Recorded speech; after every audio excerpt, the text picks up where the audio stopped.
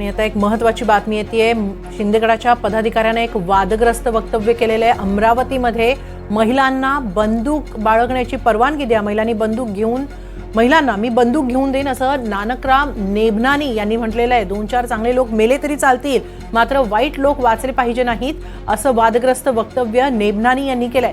यासाठी त्यांनी उपमुख्यमंत्री देवेंद्र फडणवीस यांना विनंती करतो असंही म्हटलंय।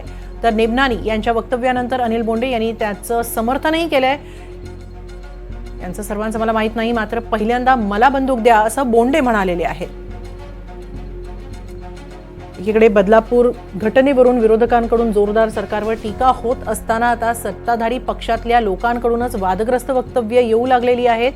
अजित पवारांनी सुद्धा भर सभेमध्ये काल वादग्रस्त वक्तव्य केल्यानंतर आता शिंदे गटाचे पदाधिकारी सुद्धा अशी वादग्रस्त विधानं करू लागलेली आहेत। महिलांना बंदूक देण्याची परवानगी द्या, बाळगण्याची परवानगी द्या।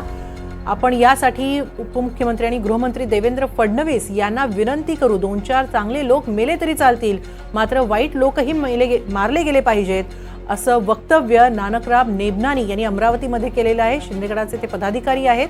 त्यांच्या या वादग्रस्त वक्तव्याचं चक्क अनिल बोंडे यांनी सुद्धा समर्थन केलेलं आहे। इतरांचं माहित नाही, मात्र मला आधी बंदूक द्या असंही बोंडे म्हणालेले आहेत।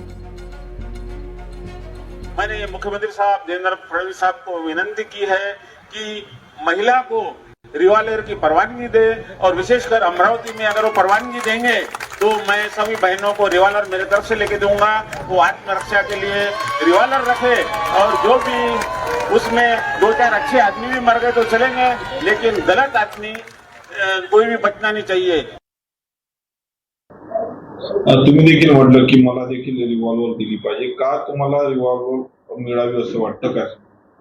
नाही, निश्चितपणे खासदार या नात्याने तर मला लायसन मिळतं, परंतु रिव्हॉल्वर घेण्या एवढे तर काही म्हणजे पैसे जमा नाही करू शकत। तर त्यामुळे ते जर देत असतील तर मग माझं स्वसंरक्षणही होईल, आणि मला तर काही अशी कोणती सुरक्षा नाही आहे YZ काय XYZ वगैरे।